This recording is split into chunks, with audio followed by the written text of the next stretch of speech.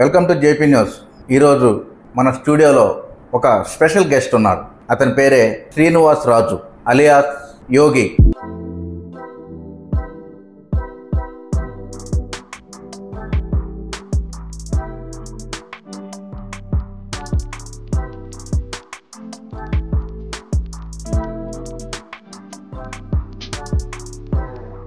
Welcome to JP news అండి. నమస్తే. నమస్తే. బాగున్నారా? బాగున్నా. వైసీపీ పార్టీలోనే ఉంటున్నారు మీరు చాలా సంవత్సరాలుగా నమ్ముకుంటూ. అసలు మీ బ్యాక్గ్రౌండ్ ఒకసారి వివరిస్తారా? మాది పాలూరు రాజపాలెం అండి, సొంతూరు, ఎంగళగిరి నియోజకవర్గం.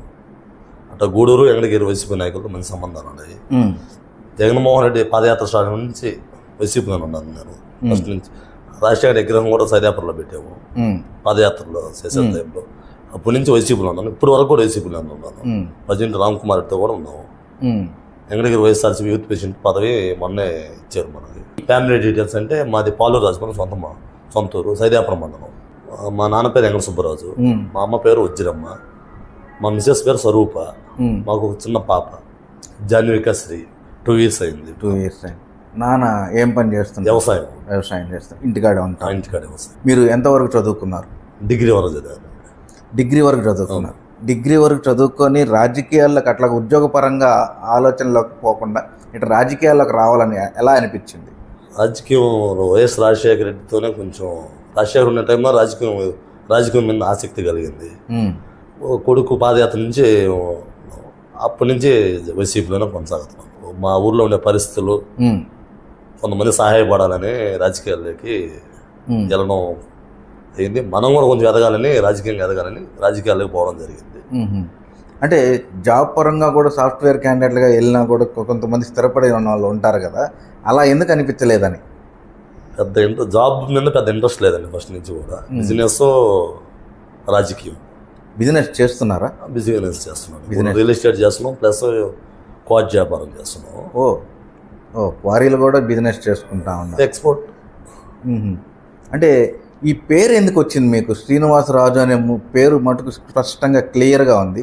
ప్లస్ యోగి అని మరి ఎలా పెట్టుకున్నారు? తల్లిదండ్రులు పెట్టిన పేరు శ్రీనివాసరాజు. అందరికీ నాకు సొంతూరు వాళ్ళకి శ్రీనివాసరాజు తెలుసు, బయట ఎవరికి శ్రీనివాసరాజు అంటే ఎవరికి తెలియదండి. మేము స్వతహాగా ప్రభాస్ అభిమాని.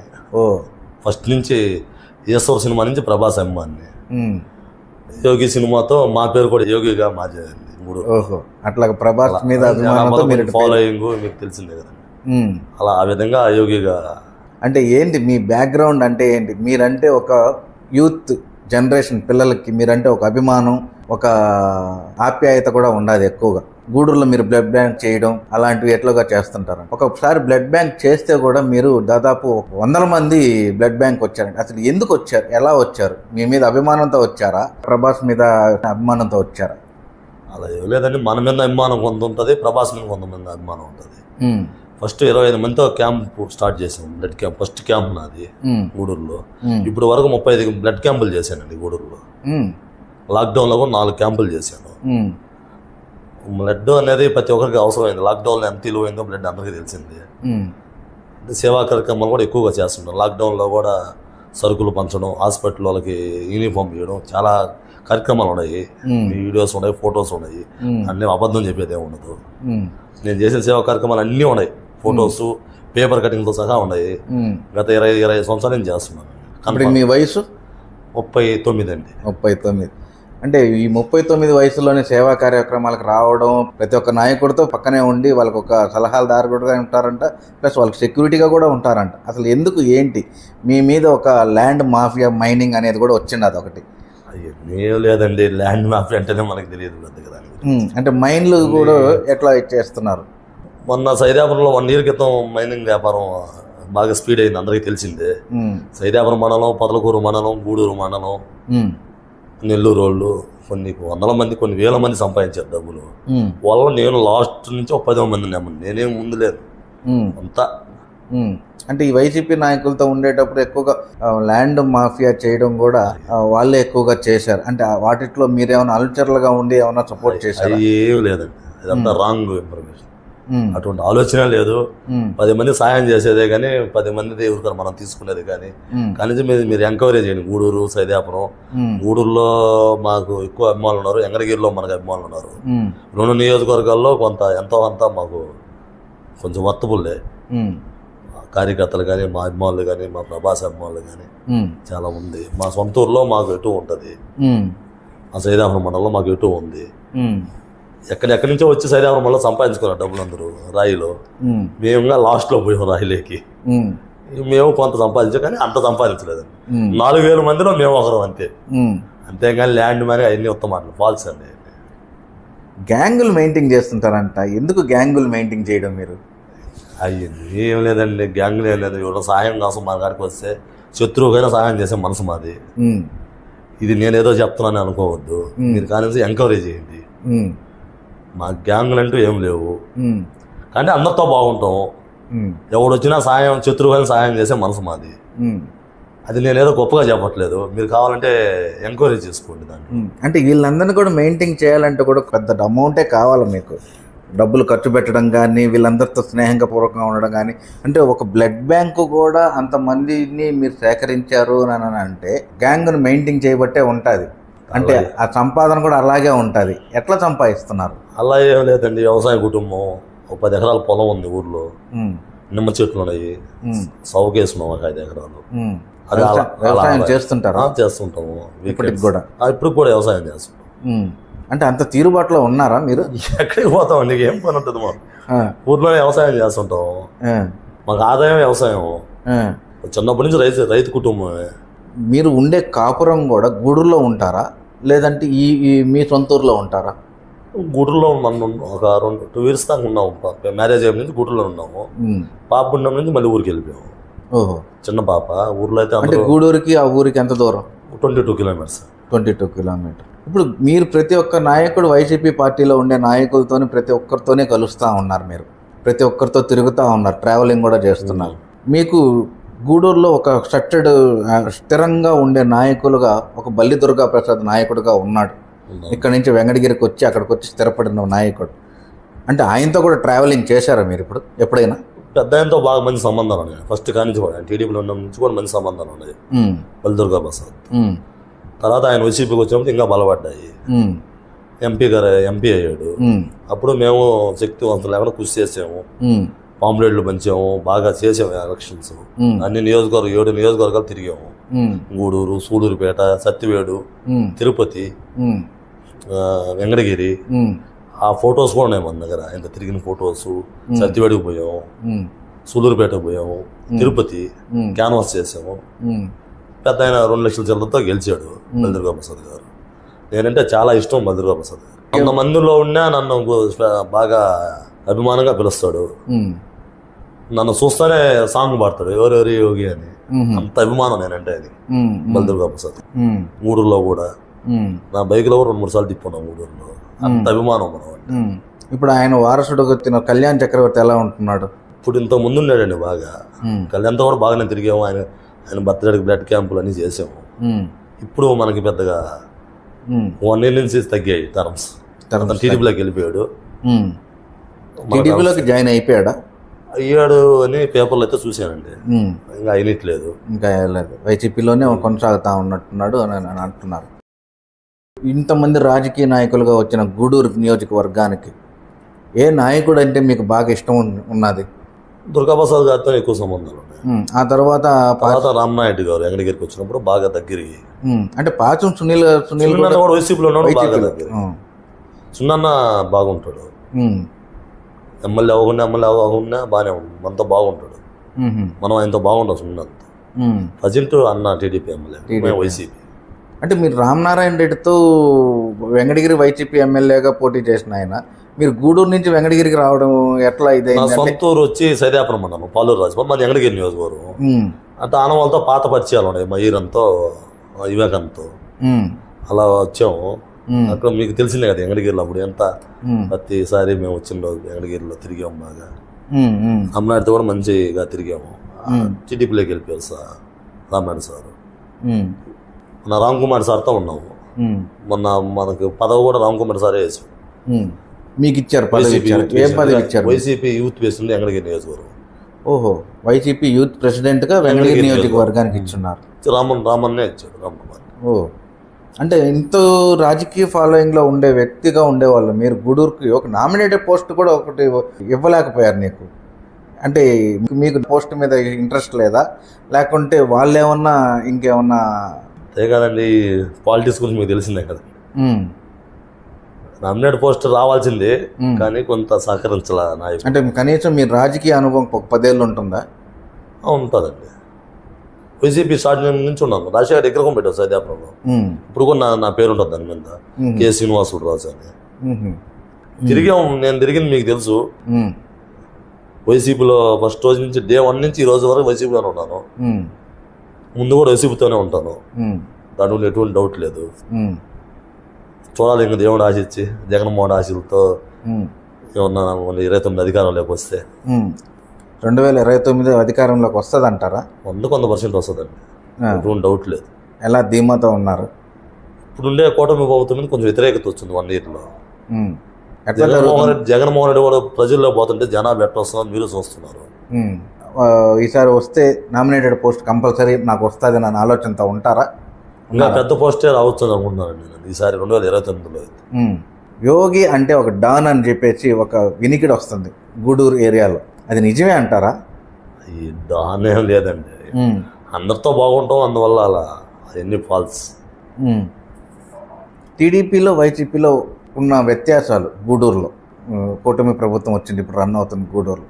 అంతకుముందు వైసీపీ పార్టీ ఎమ్మెల్యేగా ఉన్న వరప్రసాద్ ఏం అభివృద్ధి చేశాడు గూడూరుకి? మీరు ఏం చేయించారు మీరు గూడూరులో? గూడూరులో తక్కువ ఉండే అప్పుడు మనం, వెంకటగిరిలో రామనాయుడు సార్తో ఎక్కువ ఉండేది. అంటే అక్కడ కూడా వైసీపీ పార్టీ ఉన్నది కానీ చాలా తక్కువ లేదు, చాలా తక్కువ. అంటే ఏమన్నా పనులు చేయించుకున్నారా మీకు కావాల్సిన అభివృద్ధి కార్యక్రమాలకు ఇంకెక్కడైనా చేయించుకున్నారా మీరు? అలా ఏం లేదు.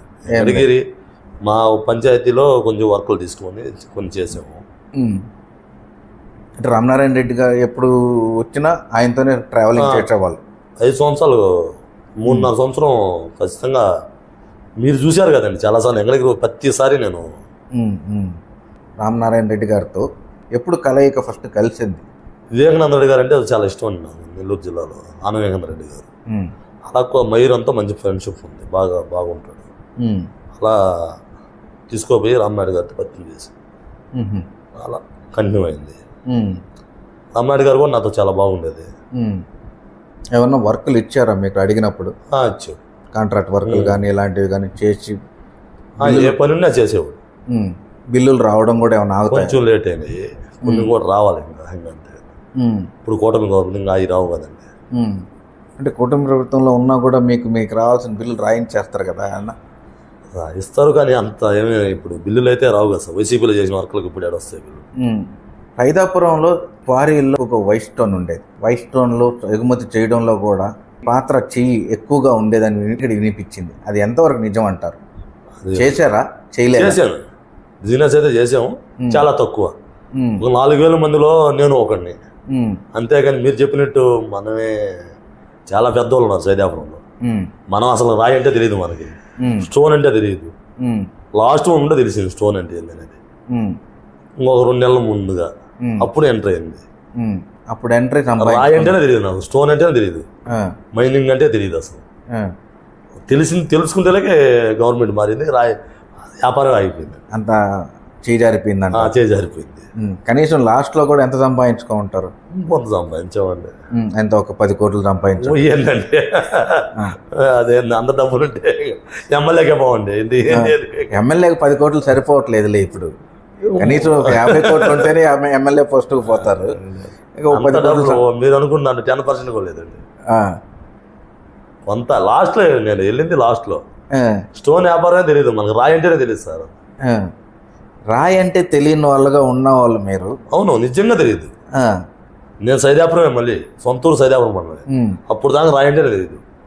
ఏదైనా రాయి వ్యాపారం జరుగుతుంది, డబ్బులు అందరూ సంపాదిస్తుంటే అప్పుడు మనం కూడా అసలు దీంట్లో ఏముంటుందని అప్పుడు పోయాము.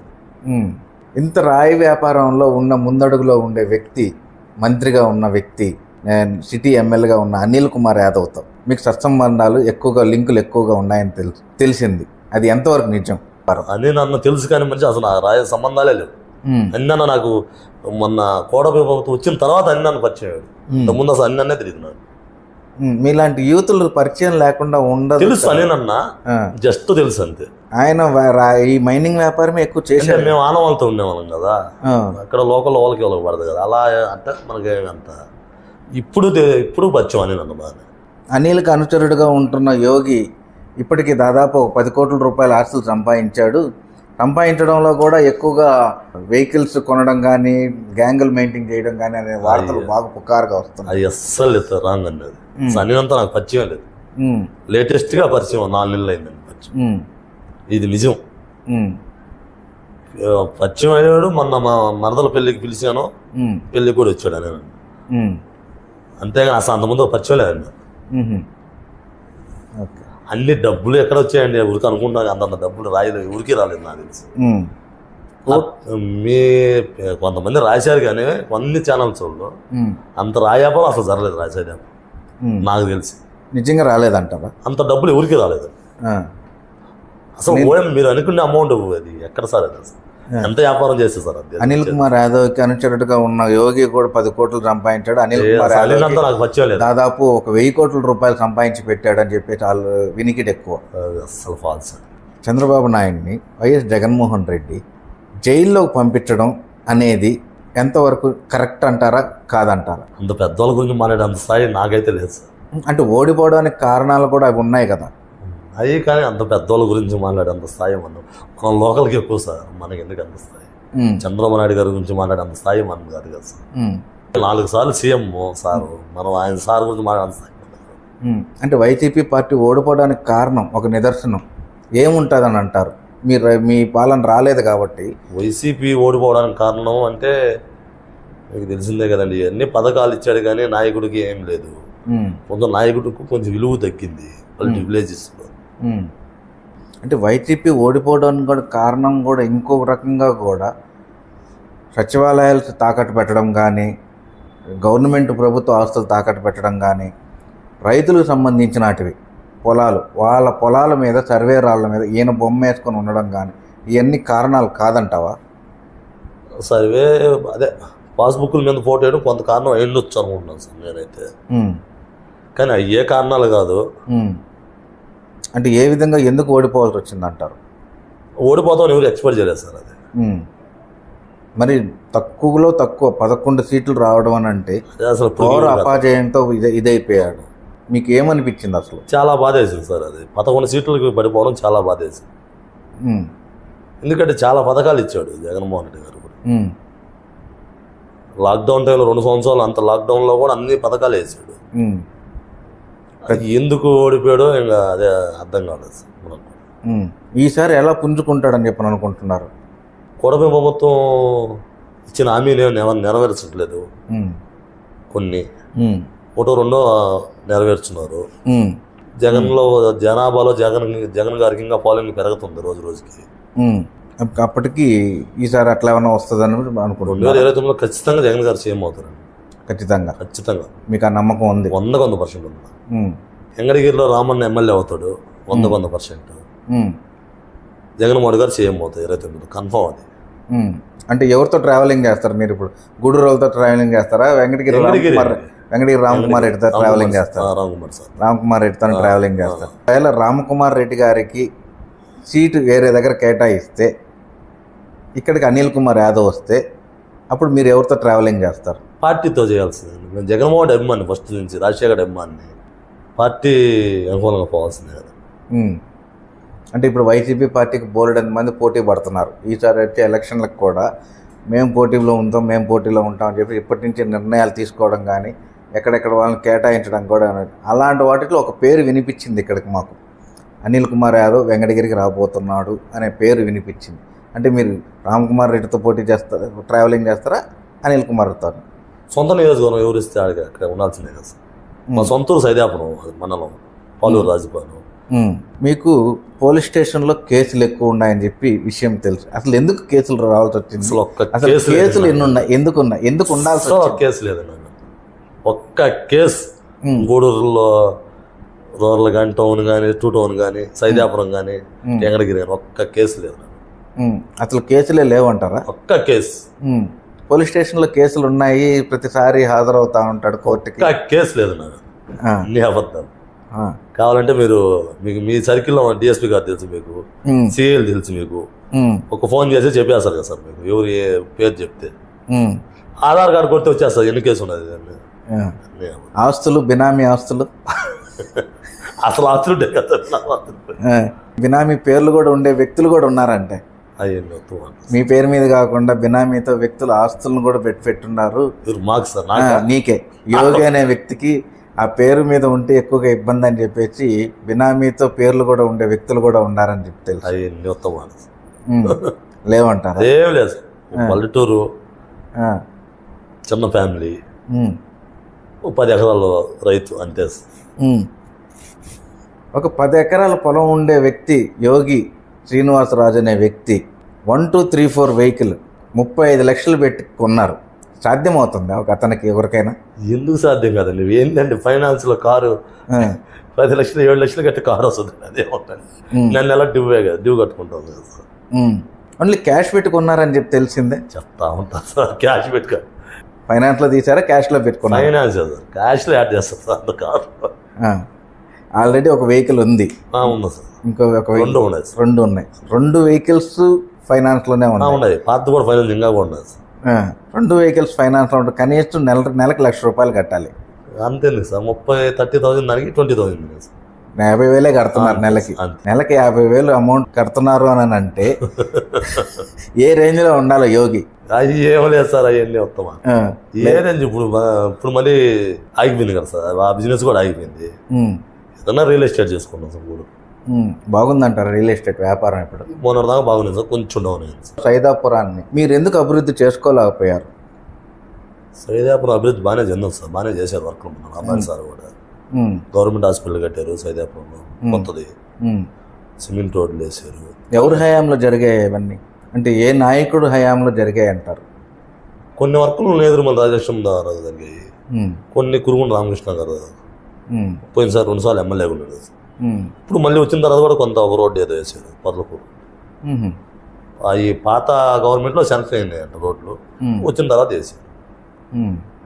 అంటే కురుగుండ రామకృష్ణ టీడీపీ ఎమ్మెల్యేగా ఇప్పుడు సైదాపురాన్ని కూడా బాగానే అభివృద్ధి చేస్తున్నారని అంటారు. రోడ్లు వేసారు మిగతాకి సంబంధించినవి అవి మనకు తెలియదండి. ఇంకా మీరు ఇంకా ఏమి బిజినెస్ చేయబోతున్నారు? ప్రజెంట్ వ్యవసాయం, రియల్ ఎస్టేట్, ఇంకేం లేదు. ఆనం గారితో మీ ట్రావెలింగ్ ఎలా ఉండేది? బాగుండేది సార్. ఆయన ఏమన్నా మీకు ఏమైనా పనులు చెప్పేవాళ్ళ? ఇలా చెయ్యండి, ఇలా పార్టీని నడిపించండి అని మీకు సలహా ఇచ్చేవాళ్ళ? ఎట్లాగా? పొలిటికల్గా ఇలా ఎదగాలి, ఇలా చేసుకోవాలి సలహాలు. అదే దగ్గరకు ఉండేవాళ్ళం కాబట్టి. అప్పుడు కూడా యూత్ అధ్యక్షుడు పదవి పెట్టారు నా పేరే, కానీ అఫీషియల్గా రాలేదు అప్పుడు. అంటే ఆయన ఉండే తక్కువ కాలమే కదా? పంపించాడు గోవర్ధన్ రెడ్డి గారి లెటర్తో పంపించాడు పైకి. అప్పుడు రాలేదంటారు, పదవి రాలేదంటారు. పెట్టారు, పంపించారు. 2 పేర్లు గిరీష్ అనే అతన్ని నాది 2 పెట్టారు, కానీ అది అఫీషియల్గా రాలేదు. రామన్న వచ్చిన తర్వాత అఫీషియల్గా వచ్చింది. ఇప్పుడు వెంకటగిరి పార్టీకి మళ్ళీ సంబంధించిన ఒక కొత్త వ్యక్తి ఎంటర్ అయ్యాడు వైఎస్ఆర్సీపీ పార్టీలోకి, మీ నేదురుమల్లి రామకుమార్ రెడ్డితో పాటు మస్తాన్ యాదవ్ అని చెప్పేసి. మస్తాన్ యాదవ్తో కూడా మీకు పరిచయాలు ఉన్నాయా? లేవు, తెలియదు. ఆయన కూడా వైఎస్ఆర్సీపీ పార్టీలోకి వచ్చాడు, లాస్ట్ లో వచ్చాడు. మనం అడవిలో ఉన్నాం, అంత పరిచయం కలవలేదు ఇప్పుడు. ఒకవేళ ఆయన కానీ పోటీకి దిగితే, ఆయన వెంకటగిరిలో పోటీకి దిగితే, ఆయనకి ఎమ్మెల్యే టికెట్ ఇస్తే ఆయనతో కూడా ట్రావెలింగ్ చేస్తారా? లేదంటే పార్టీ పరంగా చేయాల్సిందే కదా? చేయాల్సింది. రాజశేఖర్ గారి మీద ప్రేమతోనే రాజకీయాల్లోకి వచ్చాం. జగన్మోహన్ చెప్పినట్టు అనాల్సిందే కదా సార్. అంటే రాజకీయ పరంగా ఇంకేం అభివృద్ధి చెందాలనుకుంటున్నారు? వెంకటగిరే మా సొంతూరు. మీ సొంతూరు అంటే ఒక బ్రిడ్జి ఒకటి ఉంది పెండింగ్, వెంకటగిరి నుంచి సైదాపురం కలిపే మా ఏరు బ్రిడ్జి, అది చేయాలి. పోయినసారి కూడా రామనాయుడు గారికి లెటర్ కూడా ఇచ్చాం, అది కుదరలేదు అప్పుడు. మళ్ళీ మా గవర్నమెంట్ వచ్చి రామన్న ఎమ్మెల్యే అయితే చాలా రోజుల నుంచి అది మా ఊరు కాలాది ఆ బ్రిడ్జి. అంటే ఇంతవరకు కాలేదంటారా? మా ఊరు నుంచి వెంకటగిరికి చాలా దగ్గర అయిపోతుంది. తిరుపతి ఇట్లా తిప్పారబాడి నుంచి తిరుక్కోరావాలి మామూలుగా అయితే. ఆడ బ్రిడ్జి వేస్తే 2 కిలోమీటర్లు వెంకటరెడ్డిపల్లి. గతంలో యోగి అంటేనే పెద్దగా తెలియదు. వైసీపీ పాలనలోకి వచ్చిన తర్వాత, జగన్మోహన్ రెడ్డి రాజకీయాల్లోకి వచ్చిన తర్వాత, అంతకుముందున్న పాత రౌడీ షీటర్లు కూడా మిమ్మల్ని చూసి ఇప్పటికి కూడా భయపడే వాళ్ళంట. ఎందుకు వచ్చింది ఆ భయం మిమ్మల్ని చూస్తే వాళ్ళకి? అయ్యే అలే లేదండి. గూడూరులో చుట్టుపక్కల బాగా వినిపిస్తుంది కూడా, రౌడీ షీటర్లను కూడా మీరు సముదాయించి మీ గ్రిప్లోకి తెచ్చుకున్నారు అని అంటే వాళ్ళని ఏ విధంగా భయపించుంటారు? అదేం లేదు, భయపించలేదా? అదేం లేదు, అస్సలు భయపెట్టి. మనం చేసే కార్యక్రమాల వల్ల కొంతమంది మనకి అభిమానులు అయ్యారు, కొంతమంది ఫ్రెండ్స్ అయ్యారు, కొంతమంది మనతో బాగుంటారు. అలా మేము ఫస్ట్ నుంచి సేవా కార్యక్రమాలు ఎక్కువ చేసేది. దానికి సంబంధించిన ప్రతి వీడియో నాకు ఉంది, ఫొటోస్ నాకు. నేను చేసే కార్యక్రమం, నేను చేసే బ్లడ్ క్యాంపులు, మన ప్రభాస్ మీద అభిమానం, అలా కొంచెం సర్కిల్ పెరిగింది. లేటెస్ట్ గా గూడూరులో 80 మందితో బ్లడ్ క్యాంప్ చేసామండి. ఇంతవరకు నాకు తెలిసిన జిల్లాలో ఎవరు చేయలే. అంటే పంచాయతీలు కూడా చేసేవాళ్ళు అంట కదా? అవన్నీ లేదు, పంచాయతీలు చేసేది అవన్నీ. అంటే మీ దగ్గరకు వచ్చిన వాళ్ళకి సహాయం చేయమని సహాయం చేస్తాం. ఇట్లా పంచాయతీలు అంటే అలాంటప్పుడు పంచాయతీలు చేసినప్పుడు కూడా ఎవరినో ఒకరిని మనకంటూ మన దగ్గరకు వచ్చాడంటే ఇంకా సహాయం చేయాల్సిందే కదండి. మనం ఎత్తుక్కుంటాం, మన దగ్గరకు వచ్చినా వాడు సహాయం చేయాలి. మనం ఏంటంటే శత్రువుకైనా సహాయం చేసే మనసు మన వల్ల ఏ పని ఎవరికైనా సహాయం చేస్తాం. అది మీరు పబ్లిక్ ఎవరైనా చెప్తారన్నమాట. గూడూరులో కానీ, ఎంగడగిరిలో కానీ, మా సొంత ఊర్లో కానీ. మీకంత ఫాలోయింగ్ ఉండేటప్పుడు పెద్ద పెద్ద గజమాలతో కూడా మేము సత్కరించే వాళ్ళు ఉన్నారంట, యూత్ ఉండేవాళ్ళు. ఎందుకు అంత ఫాలోయింగ్? ఎట్లా వచ్చింది? అదే మనం చేసే కార్యక్రమాలు బట్టి మనకు ఫాలోయింగ్ పెరుగుతుంది ఒకటి. రెండోది అంటే ప్రభాస్ అభిమానిగా, ప్రభాస్ ఫ్యాన్స్ ప్రెసిడెంట్గా ఉన్నాను. చుట్టుపక్కల కొంచెం ప్రభాస్కునే క్రేజ్ ఉంది తెలుసు, అలా మనకు కూడా క్రేజ్ పెరిగింది. అంటే యోగిలో ప్రభాస్ ఏమంటే కొంచెం కత్తి ఎత్తుకొని మర్డర్లు కూడా చేసిన పిక్చర్స్ ఉన్నాయి, అలాంటివి ఏమన్నా చేస్తున్నారా? అసలు దగ్గర దరిదాపులో కూడా ఉండవు. అంటే ఆ పేరు రావడానికి కూడా కారణం ఏంది? ప్రభాస్ సినిమా పేరు ఉంది కదండి యోగి, అప్పటి నుంచి ఇంకా యోగి. అంటే ఆ హెయిర్ స్టైల్ రావడం కానీ, కొంచెం హెయిర్ స్టైల్ కూడా కొంచెం దోహదపడింది. హెయిర్ స్టైల్ రావడం కానీ, కొంచెం అదే నడకలో ఉండి అదే అట్లాగా వచ్చింది పేరు. అంతే అంతే. మీ అభిమానులు పెట్టారు మీకు పేరు? అంతే.